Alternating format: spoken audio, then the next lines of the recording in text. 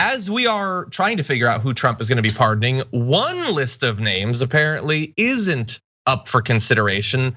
They say sources who've spoken with the team say that the president won't pardon himself, Rudy Giuliani won't be pardoned, Steve Bannon won't be pardoned. Neither will members of his family get preemptive pardons. That is what they are saying. And I would say the fact that they're saying that makes me think, oh wait, they're lying to me to get my guard down and they're totally gonna do it. I could be wrong, and if I'm wrong, I'm gonna be wrong in like 3 hours. So it'll be a very fast turnaround.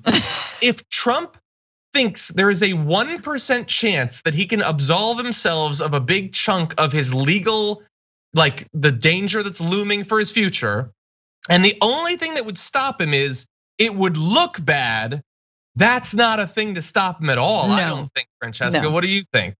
No, and it's just hilarious that like there's still like real reporting that's being like, but it has never been done and would be highly frowned upon. Like, yeah, that's why he's gonna do it. Like, what else is the point of being president for Trump unless it's a transactional, you scratch my back, I scratch yours agreement? Like that is what he lives for, okay? He's purely transactional. That's how he's run his entire presidency. And if Rudy Giuliani doesn't get a pardon, you're telling me he was just working for whiskey and saltines this whole time? I don't think so. Pretty much. He's not getting paid the rate that he asked for. We know that. Well, so is it a pardon?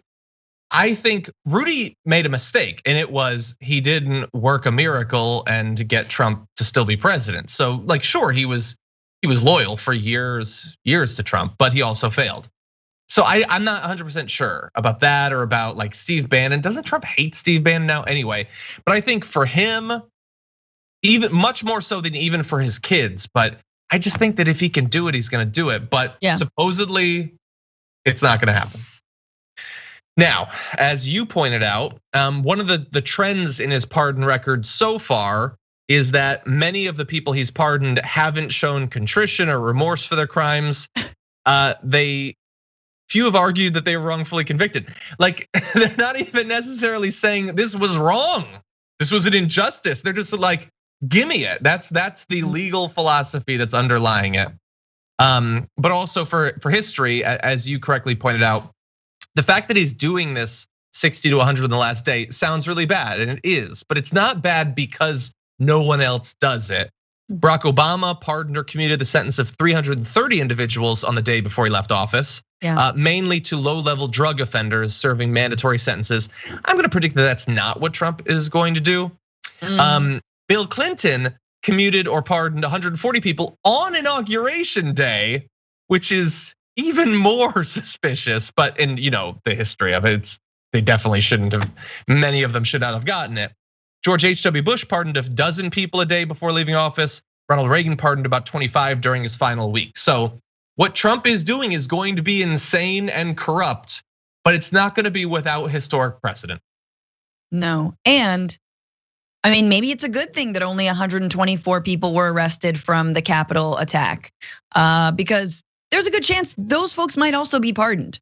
Like, I do not put that past this president, and I'm sure that all the boat dads and the children of boat dads and like the children of a Supreme Court justice in Brooklyn is definitely lobbying the president right now to try and get his son like off the hook, because like once again, any idea that was like working class America, just who has been like left aside. No, it wasn't. These are tech CEOs and owners of companies, and again, like privileged boat dads. Okay, and yes, they are going to be sniffing for that little pardon poo. But they're also, oh man, I don't know. Like, what does it say about me that on one level I feel like that would be going too far? So apparently I'm still naive, and the other is that I sort of genuinely think the Epstein thing's more likely.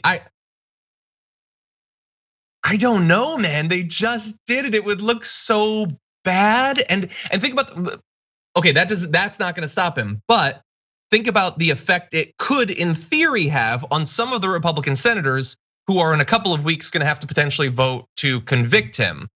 If he inspires the attack and then legally protects with one of his final acts as president, wouldn't that put pressure on the Republicans to convict even more? Right, you'd think.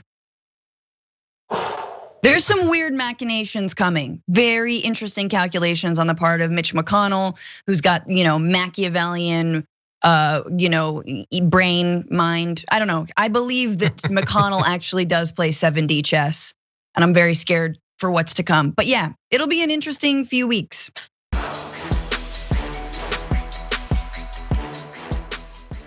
Check out the Damage Report podcast each day, wherever you get your podcasts, whether Pocket Casts or Stitcher or iTunes. You can join me as I give you the news and stories you want, with a range of co-hosts and interview guests jumping in on the fun each day. Again, that's the Damage Report, wherever you get your podcasts. And if you get them at iTunes, don't forget to rate and review. Sometimes I'll read them live on the show.